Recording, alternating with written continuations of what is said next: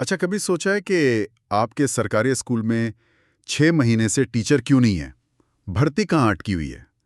या फिर आपके मोहल्ले की जो सड़क है, उसका टेंडर पास तो हुआ था, पर वो बनी या सिर्फ कागज पर ही रह गई?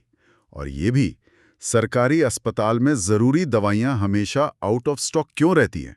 आपकी कोई शिकायत, कोई अर्जी किस अफसर की टेबल पर धूल फांक रही है और क्यों? आपके घर के बाहर जो सड़क बनी है, क्या कभी सोचा है कि उसके हर इंच पर आपका कितना पैसा लगा है? आपके बच्चे के सरकारी स्कूल में जो किताबें आईं, क्या आपको पता है कि सरकार ने उनके लिए कितना फंड दिया था? ये सवाल तो बहुत लोग नहीं सोचते। और क्या आप प्रधानमंत्री से पूछ सकते हैं कि उनके विदेश दौरे पर कितना खर्च हुआ? या ये जान सकते हैं कि आपके शहर के सबसे बड़े अस्पताल में ऑक्सीजन सिलेंडर खरीदने का टेंडर किसे और क्यों मिला? बिल्कुल। और सबसे बड़ा सवाल, क्या आप जानते हैं कि ये सारे सवाल पूछना आपका कानूनी हक है? यही तो सबसे जरूरी बात है। आज हम सरकार की अलमारियों में बंद फाइलों को खोलने वाली एक जादुई चाबी के बारे में बात करेंगे। इसका नाम है सूचना का अधिकार, यानी राइट टू इन्फॉर्मेशन या आरटीआई। हम समझेंगे कि ये सिर्फ एक कानून नहीं, बल्कि एक आंदोलन कैसे है, ये काम कैसे करता है और क्यों आज इसकी आत्मा को बचाने की बात हो रही है। बिल्कुल, ये लोकतंत्र की सबसे खूबसूरत परिभाषाओं में से एक है। यह इस विचार पर आधारित है कि सरकार जनता की नौकर है, मालिक नहीं। अच्छा, और जनता को ये जानने का पूरा हक है कि उसका नौकर क्या कर रहा है, क्यों कर रहा है और कैसे कर रहा है।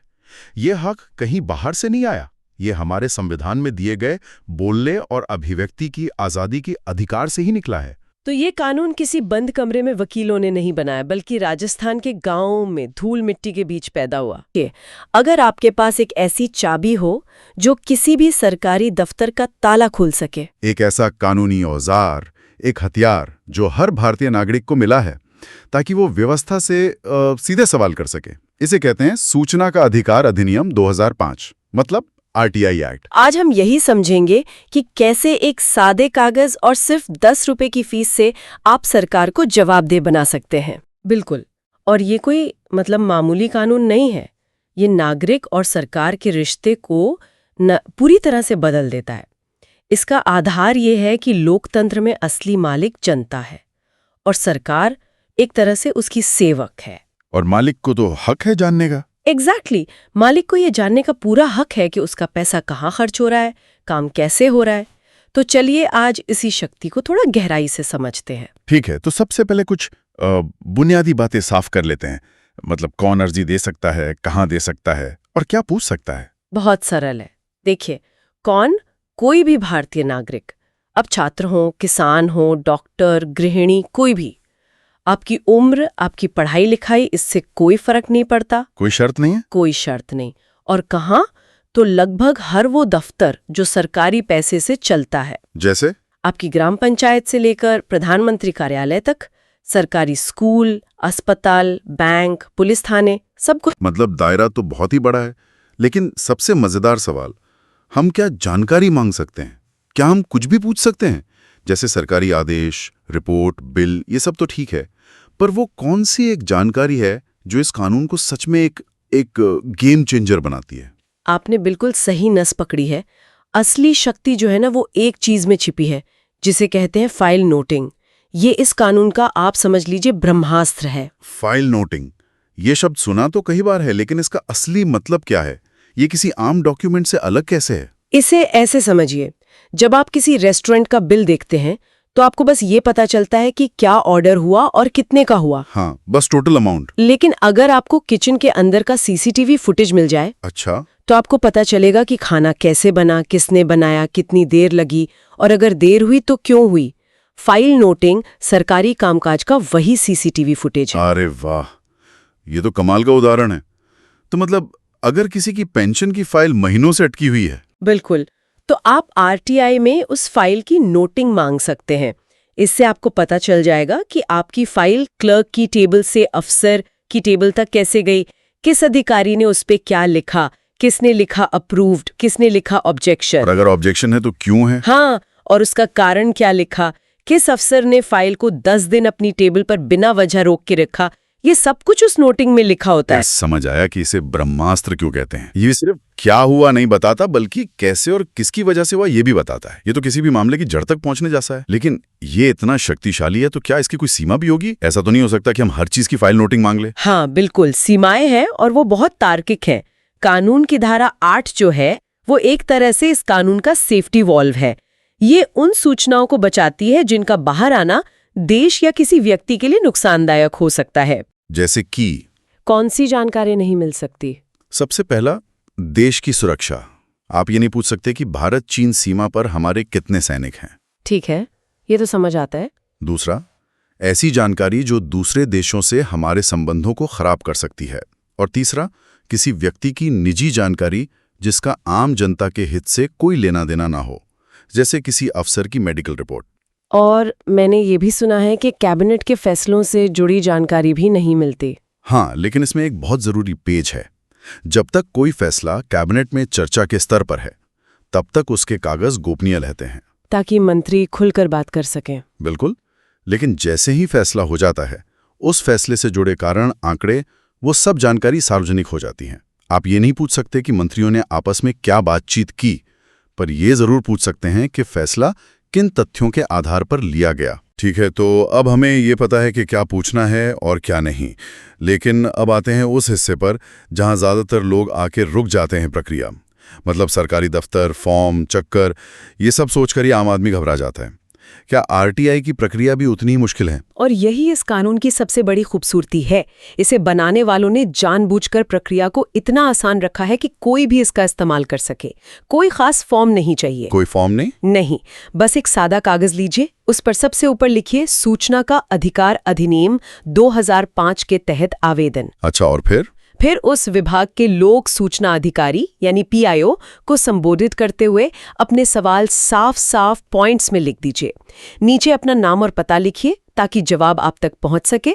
और इसके साथ 10 रुपए की फीस लगती है, जो आप नकद, पोस्टल ऑर्डर या अब तो ऑनलाइन भी जमा कर सकते हैं। बस हो गई आपकी अर्जी तैयार। सिर्फ 10 रुपए? ये तो वाकई कमाल है। लेकिन यहाँ एक व्यवहारिक सवाल उठता है। 10 रुपए की फीस तो ठीक है, लेकिन सही पीआईओ का पता लगाना, पोस्ट ऑफिस जाना, क्या ये अपने आप में एक मुश्किल नहीं है? ये बहुत जरूरी सवाल है। ये जो छोटे मोटे खर्चे और भागदौड़ है, ये असल में मौजूद हैं। इसीलिए ऑनलाइन आरटीआई पोर्टल्स का आना एक बहुत बड़ा कदम था। हालांकि उनकी पहुंच अभी भी शहरों तक ज्यादा सीमित है, लेकिन कानून ये भी कहता है कि अगर आपको पीआईओ का नहीं पता तो आप किसी भी विभाग में अपनी अर्जी दे सकते हैं, और ये उस विभाग की जिम्मेदारी है कि वो उसे 5 दिन में सही पीआईओ तक पहुंचाए। अच्छा, मान लीजिए मैंने अर्जी भेज दी, अब इंतजार। कानून कहता है 30 दिन, पर क्या होता है अगर 31वें दिन भी कोई जवाब नहीं आता? क्या मेरी अर्जी मतलब कूड़ेदान में चली गई? नहीं, और यहीं पर कानून का एक और शानदार नियम सामने आता है। इसे कहते हैं डीम्ड रिफ्यूजल, मतलब मान ली गई मनाही। कानून कहता है कि अगर 30 दिन में अधिकारी ने आपको जवाब नहीं दिया तो ये मान लिया जाएगा कि उसने जानकारी देने से मना कर दिया है। उसकी चुप्पी ही उसकी ना है। अरे वाह, तो इसका मतलब मुझे महीनों इंतजार नहीं करना पड़ेगा। 30 दिन पूरे होते ही मेरे पास आगे की कार्रवाई का अधिकार आ जाता है। ये तो पूरा बोझ अधिकारी पर डाल देता है कि वो समय पर जवाब दे। बिल्कुल, आपको अनिश्चित काल तक इंतजार नहीं करना। 31वें दिन आप तुरंत अगले चरण पर जा सकते हैं, जो है अपील। ठीक है, तो अब अपील की बात करते हैं। जवाब नहीं मिला या गलत मिला या मैं जवाब से खुश नहीं हूं, अब मेरे पास क्या रास्ते हैं? आपके पास 2 स्तर के हथियार हैं। पहला है प्रथम अपील। आप 30 दिन के अंदर उसी विभाग के एक वरिष्ठ अधिकारी, जिसे प्रथम अपीलीय अधिकारी या एफएए कहते हैं, के पास शिकायत कर सकते हैं। ये अपने मैनेजर से शिकायत करने जैसा है। हाँ, एक तरह से वही है। एफएए को 30 से 45 दिन में आपकी अपील पर फैसला देना होता है। और अगर ये मैनेजर भी मेरी बात नहीं सुनता है तो? अगर पहली अपील से भी बात ना बने तो फिर आप आखिरी और सबसे बड़ी अदालत में जाते हैं, दूसरी अपील। यह आप 90 दिनों के अंदर राज्य या केंद्रीय सूचना आयोग में कर सकते हैं। ये एक स्वतंत्र संस्था है जिसका काम ही आरटीआई कानून को लागू करवाना है। आयोग दोनों पक्षों को सुनता है और उसका फैसला अधिकारी पर कानूनी रूप से बाध्यकारी होता है। लेकिन यहां भी एक सवाल है। आयोग आदेश तो दे सकता है, पर अगर कोई अधिकारी फिर भी जानकारी न दे तो क्या कोई असली सजा का प्रावधान है जिससे अधिकारी सच में डरें? क्या इस कानून के पास सच में दांत हैं? और अब हम आते हैं इस कानून की आत्मा पर, इसके सबसे शक्तिशाली बिंदु पर, जुर्माना, पेनाल्टी। अगर सूचना आयोग को ये लगता है कि पीआईओ ने जानबूझकर बिना किसी वाजिब कारण के जानकारी देने में देरी की या गलत जानकारी दी या जानकारी देने से मनाही कर दिया, तो आयोग उस अधिकारी पर व्यक्तिगत रूप से जुर्माना लगा सकता है। व्यक्तिगत रूप से मतलब सरकारी खजाने से नहीं? जी हाँ, यही तो असली बात है। ये जुर्माना 25 रुपए प्रतिदिन के हिसाब से लगाया जाता है, जो अधिकतम 25,000 रुपए तक हो सकता है। और ये पैसा उस अधिकारी की अपनी तनख्वाह से कटता है। अपनी जेब से? अपनी जेब से। इससे एक सीधा संदेश जाता है, नागरिक को नजरअंदाज करने की एक कीमत है जो आपको अपनी जेब से चुकानी होगी। जब जेब से पैसा जाएगा तो काम भी समय पर होगा। ये तो सच में पूरे खेल को ही बदल देता है। ये कानून को सिर्फ एक सलाह नहीं बल्कि एक सख्त आदेश बना देता है। बिल्कुल। मैं आपको एक छोटा सा किस्सा बताती हूँ।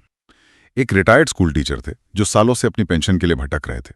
उन्होंने आरटीआई लगाई, पहली अपील की, दूसरी अपील की।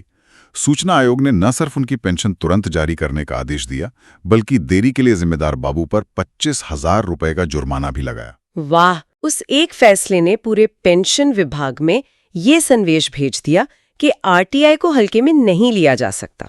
ये कहानी इस कानून की ताकत को साफ साफ दिखाती है। तो अब जब हम इसकी शक्ति को समझ गए हैं, तो ये बताइए कि अपनी आरटीआई अर्जी को और धारदार कैसे बनाया जाए? क्या कुछ ऐसे खास शब्द या तकनीकें हैं जिनसे जवाब मिलने की संभावना बढ़ जाती है? जरूर। ये अपनी अर्जी को एक सामान्य सवाल से एक कानूनी दस्तावेज में बदलने जैसा है। कुछ शब्दों का इस्तेमाल करें। पहला, जब भी कोई कागज मांगे तो सिर्फ कॉपी न लिखें, लिखें प्रमाणित प्रति यानी सर्टिफाइड कॉपी। अच्छा, इससे क्या होता है? इसका मतलब है कि अधिकारी उस पर मोहर लगा कर देगा, जिससे वो दस्तावेज अदालत में भी एक सबूत बन जाता है। ठीक है। दूसरा, जैसा हमने चर्चा की, फाइल नोटिंग शब्द का इस्तेमाल जरूर करें। तीसरा, अगर आपने कोई शिकायत की है तो पूछें कि उस पर अब तक क्या कार्रवाई रिपोर्ट यानी एक्शन टेकन रिपोर्ट बनी है। इससे विभाग को बताना पड़ता है कि उन्होंने आपकी शिकायत पर क्या-क्या कदम उठाए हैं। और एक और विकल्प मैंने सुना है, दस्तावेजों को जाकर देखने का। हाँ, वो भी बहुत शक्तिशाली है। उसे कहते हैं दस्तावेजों का निरीक्षण, इंस्पेक्शन ऑफ डॉक्यूमेंट्स।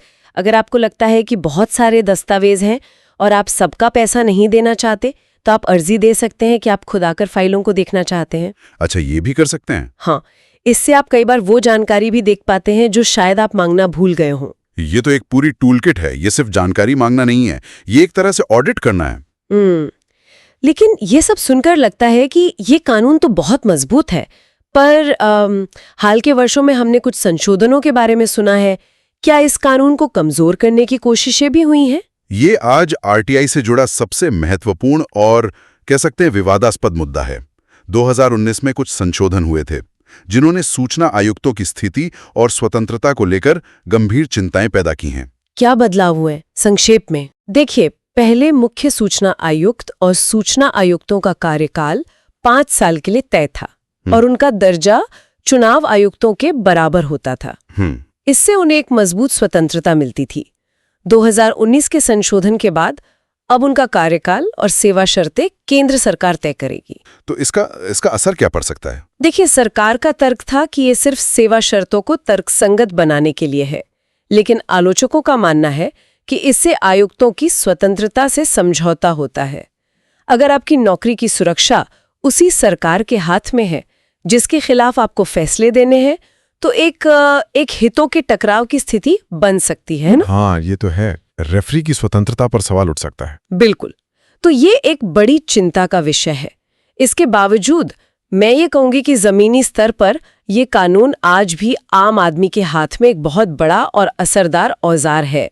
जरूरत है कि ज्यादा से ज्यादा लोग इसका इस्तेमाल करें। पूरी चर्चा से जो एक बात निकल कर आती है वो ये है कि सूचना का अधिकार सिर्फ जानकारी पाने का कानून नहीं है। ये नागरिक को, मतलब दर्शक की कुर्सी से उठाकर मैदान में एक भागीदार बनाता है। ये हमें सरकार के हर काम पर नजर रखने और सवाल करने की शक्ति देता है। बिल्कुल। अगली बार जब किसी को भी लगे कि कोई सरकारी काम ठीक से नहीं हो रहा या उनके हक की बात अनसुनी की जा रही है, तो चुप ना बैठें। एक सादा कागज उठाएं, 10 रुपए का पोस्टल ऑर्डर खरीदें और पूछें, क्योंकि एक जागरूक नागरिक ही एक मजबूत लोकतंत्र की नींव होता है। और इसी सोच के साथ हम आज की बातचीत को समाप्त करते हैं, लेकिन आपके लिए एक सवाल छोड़कर जा रहे हैं। अगर आपको अपने देश, राज्य या मोहल्ले की व्यवस्था के बारे में सिर्फ एक जानकारी मांगने का मौका मिले जिससे सबसे बड़ा सकारात्मक बदलाव आ सकता हो, तो आपका वो एक सवाल क्या होगा? सोचेगा जरूर।